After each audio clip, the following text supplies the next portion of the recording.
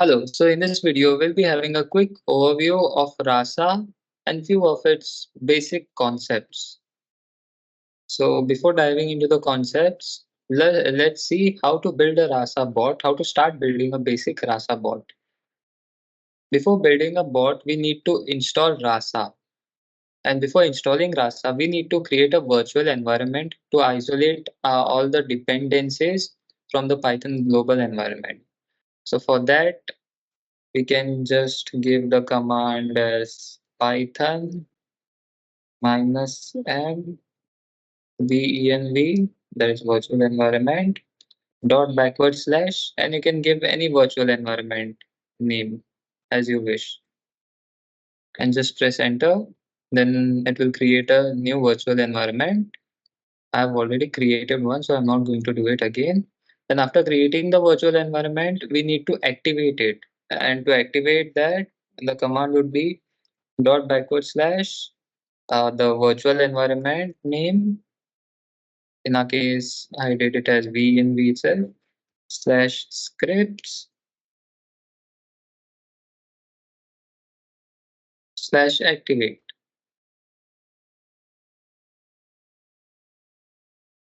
Just press enter and your virtual environment will be activated. Once your virtual environment is activated, you can see the environment name here. Okay, so after activating the virtual environment, we need to install Rasa. And we can install Rasa using pip. So we can either install Rasa, pip install Rasa, or if you want to install all the packages and dependents of Rasa, then you can just give the command as pip install Rasa full. This will take a lot of time. So right now we'll just go with the Rasa. So pip install Rasa. I've already installed Rasa, so the step will be a bit quicker for me. Okay. So once we have our Rasa installed, then we can just create a basic structure of a Rasa bot by using the command Rasa init. Rasa init. So this command will basically create a bot structure or basic bot which you can modify later according to your needs or according to your requirements. So here it is asking us, please enter a path where the project will be created. Right now I'm in my project directory itself. So by default it is the current directory. So I'll just press enter. If you want to create the bot in some other directory, you can specify the path there. And my directory is not empty. Yes, because I created the virtual environment in this directory itself. You can create it anywhere you want. You just need to activate it and then move back to your project directory to create your bot. So right now I'll just say yes. Okay, so a bot is created, basic bot structure. Now it is asking us, do you want to train the initial model? Yes. You can train the initial model. This will take some time.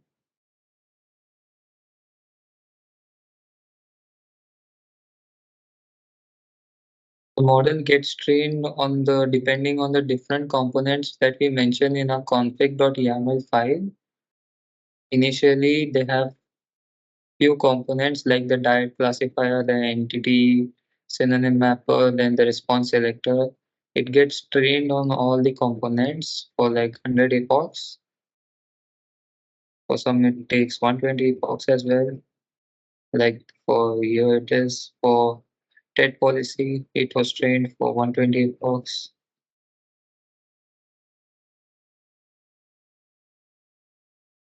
Okay, so initial model is trained and your Rasa model is trained and saved at models folder, and the name of the model that is trained is here.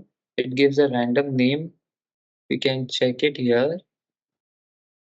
Whenever you train a model, it gets saved in this folder, models folder, which you can access later. Like suppose You have trained a model now, and then later you train it again. But you want to go back to the previous model, then you can access it from here. While running your Rasa bot, you can just specify the model name and you can access the model. Okay, so now it's asking us, do you want to speak to the trained assistant on the command line? For now, we'll say no. Okay, let me just clear the screen. Okay, so as of now, first what we did was we created a virtual environment, then we activated the environment. Once a virtual environment was activated, we then installed Rasa using pip. Then once Rasa was installed, we created a basic Rasa bot using the command Rasa init. And then later we trained the bot, the initial bot. So usually, in the initial steps, it just asks us whether we want to train, and we have to just say yes or no. But later on, later on, as we start building the bot, after building the bot, if you want to train the bot, then you can give the command Rasa train. In Rasa train, we have two things. One is Rasa train to train the uh, core of the Rasa, and one is Rasa NLU to train the NLU of the Rasa. So these are two different training commands for Rasa. And if you want to talk to the chatbot on the command line itself, then we have the Rasa shell. You can give the command Rasa shell and talk to the bot on the command line itself. So we'll just check it.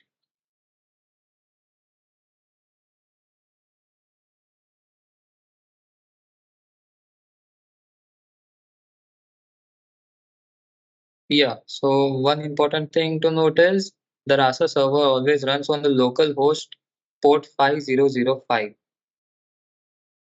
So whenever you start a Rasa server, you can access it, like whenever you start a Rasa server locally, you can access it on the port 5005. So this was the model that was trained initially, and it is loading the model that was trained initially.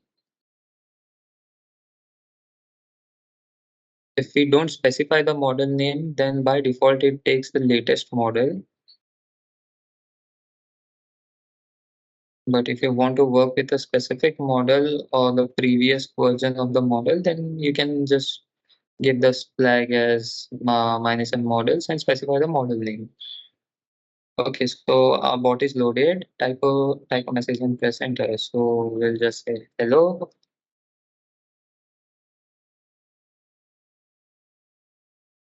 The bot responded with, hey, how are you? I'll say don't feel so good.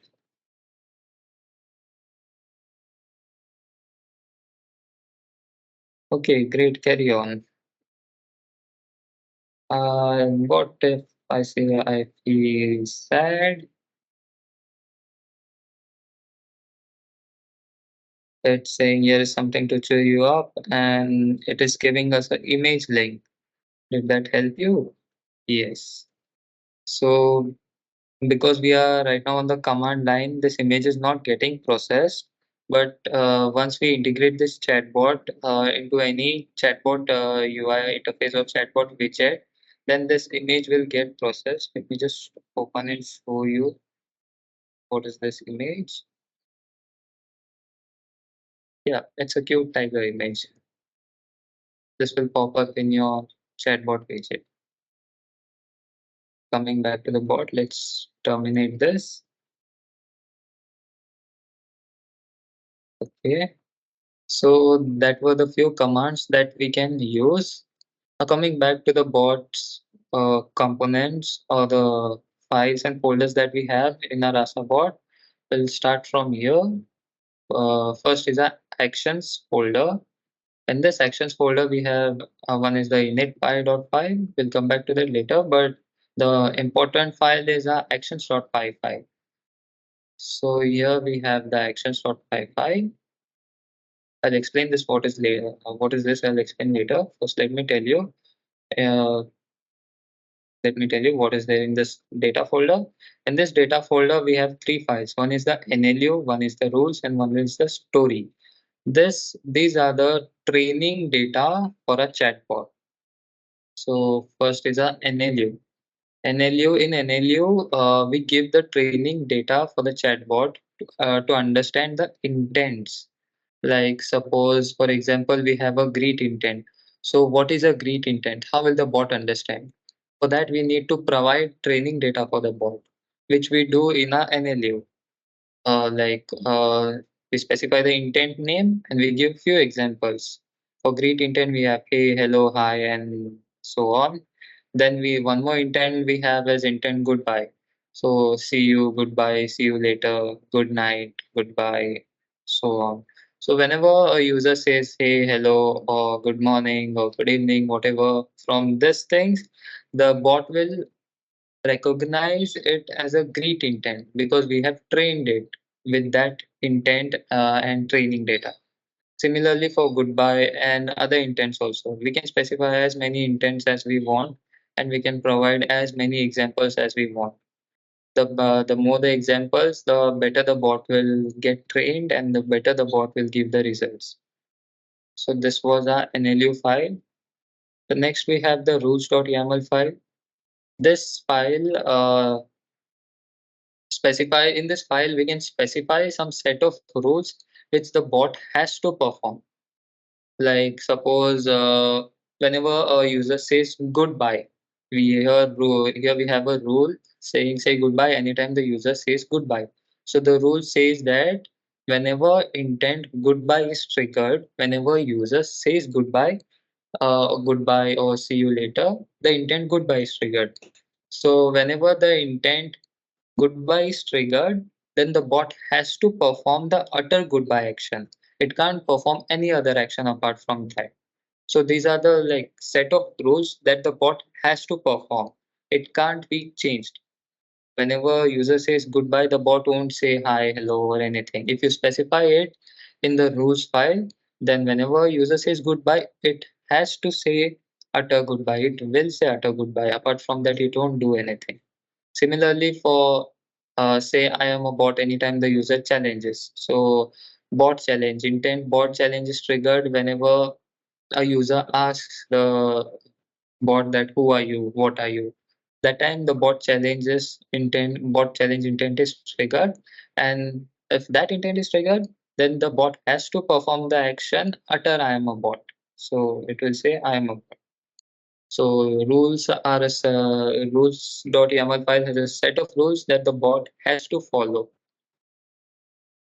Next, in the training data, we have the stories.yaml file. So here we have the stories.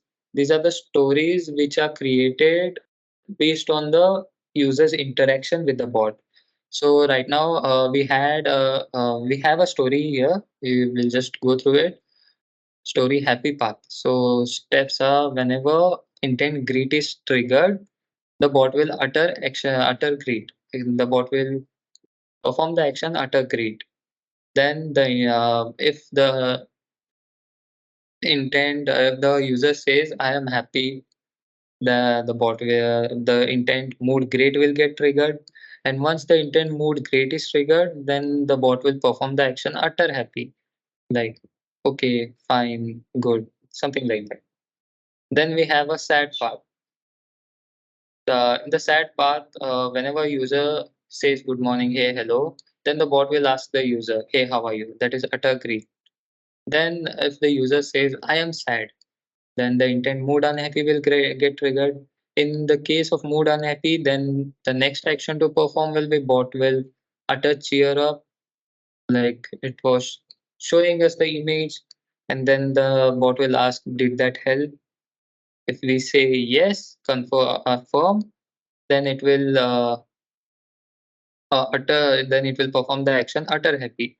But if we suppose we have a sad path here, there's both are like all these three paths are same, just depending on the user's input, the paths have changed.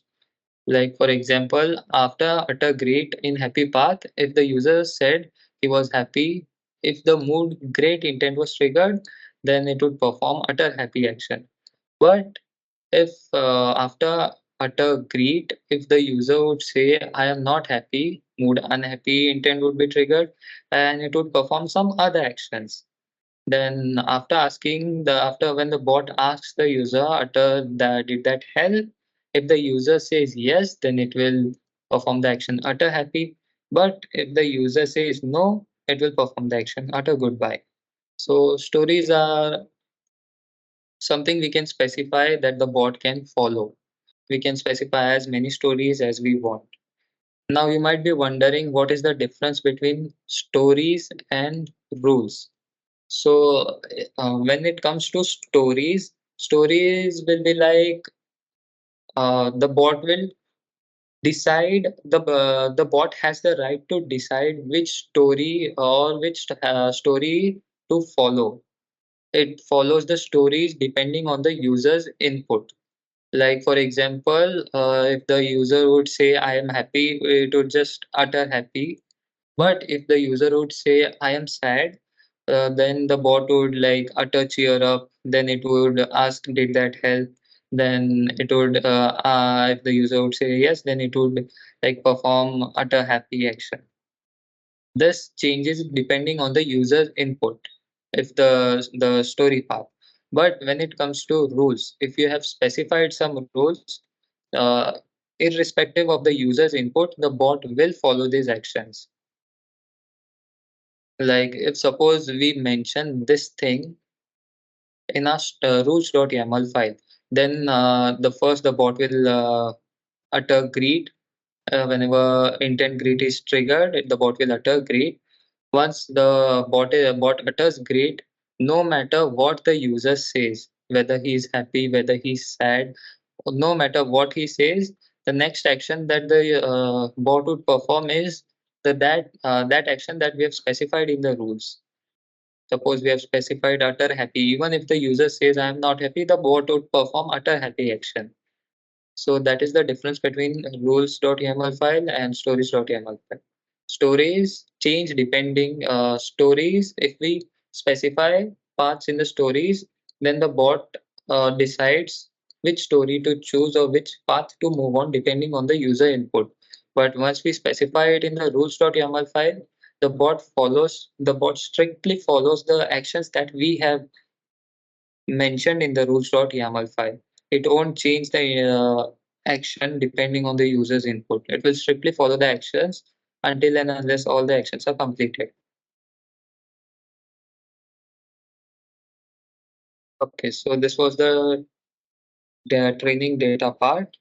Next, we have the models folder. In our models folder, all the models that we train get saved. Then this is our virtual environment. This is our test folder. These are the test stories that we perform. In this folder, we have the stories. This stores the stories where like this stores the conversation, whatever we have with the bot. Right now, when we trained the initial model, we had this, we followed this story like, hey there, then utter great, then user said amazing, utter happy. These are the test stories. And then we have this for the virtual environment, and then we have our config file. So in a config file, we define all the configurations that we want to follow, like the policies and the pipelines that we are going to use in a chatbot, the languages, we have the assistant ID. In languages, we can specify any language you want. Rasa supports in like a lot of languages. We can specify the languages whichever we want to use in the bot. Then we have the pipelines. For pipelines, we have different components like the white space tokenizer. Then we have lexically synthetic featureizer, count vector featureizer. We have many things. We can just uncomment any pipeline that we want to use. Then we have the policies here. We have memorization policy, rule policy. Suppose we are specifying some rules in our rules.yaml file here. Suppose we are specifying any rules and we want the bot to follow the rules, then we have to uncomment this rule policy. And we have TED policy. Then, yeah, that was a config file where you can mention all the policies and the pipelines that you want to use and the languages that you want to use, like all the configurations for the bot. Next, we have the credentials file. This credentials file is basically used to integrate the chatbot with other channels. Like suppose if we are integrating it with Facebook, then we have to like uncomment this and give the credentials to Facebook, like the verify this thing, then the secret for Facebook app, then the page access token we have to provide. Similarly for Slack, Socket.io, and many more. For REST channel, we don't need to provide any credentials. We just need to uncomment this and that will like work. So basically credentials file is to specify the credentials to kind of integrate the bot with other channels. Next, we have the endpoints.yaml file. In this endpoints.yaml file, we specify all the endpoints that we are using. So here we have action endpoint, then we have models endpoint. We can even, if we are using any model, then we need to specify the model's URL here. Then we have the action endpoint here, then we have the tracker store and many more things. Endpoints is used to basically specify any endpoints that we are using. In a basic Rasa bot, most probably either we don't use any endpoints or at the like minimum thing that we use is the action endpoint. And yeah, so whenever we are using a action endpoint, we need to uncomment this and specify the URL of the action server, URL of the action server. Like if we are hosting the action server on any if we are hosting the action server on any server, then we need to specify the URL of that server. If we are running the action server locally, then the action server runs on localhost port 5055. So we need to specify that. Now, what is an action server? Like, what is an action server? Coming back to the actions.py file, Rasa provides uh, a very flexible way to perform custom actions. Like, suppose we are having a normal conversation, hi, hello, hey, what's up, and all that stuff. Then we can take an example of a what we can say. We can take an example of a payment app. Okay, so we can take a example of a payment, not payment app. We can take an example. Suppose we want to access some data from the database. So normally, how the conversation will go, the user will say, hi, hello. Then the bot will respond, what are you looking for? Then the user will say, I want to know so and so thing. And that so and so, and answer to that so and so thing is suppose stored in our database. Then how do we connect to the database? In that case scenarios, our action server comes into picture. Here in actions.py file, we use this uses Python. So in our actions.py file, we can specify n number of actions, and in that actions, we can specify what task we want to do. And once the task is performed, we can send back a response to the chatbot. So for that thing, we have the actions file. We can to perform custom actions. And to perform custom actions, we have the actions file, and we need to run the action server on a different. We need to run the action server separately from the Rasa server. And to connect the action server to the Rasa chatbot, we have the action endpoint here, like the endpoints.yaml file, where we need to specify the URL to connect the action server to the Rasa server. That was the endpoints.yaml file and the actions folder. Next, we have the domain file. And domain file, basically, in the domain file, we specify all the things that a bot, like the input and the output things of the bot. For example, we specify all the intents that the bot is going to use. We just specify the intents here, then we specify the responses that the bot is going to use, whatever responses the bot is going to use. Then suppose we have actions, then custom actions, then we need to specify them also here, like actions, and then we can write the name of the action like this.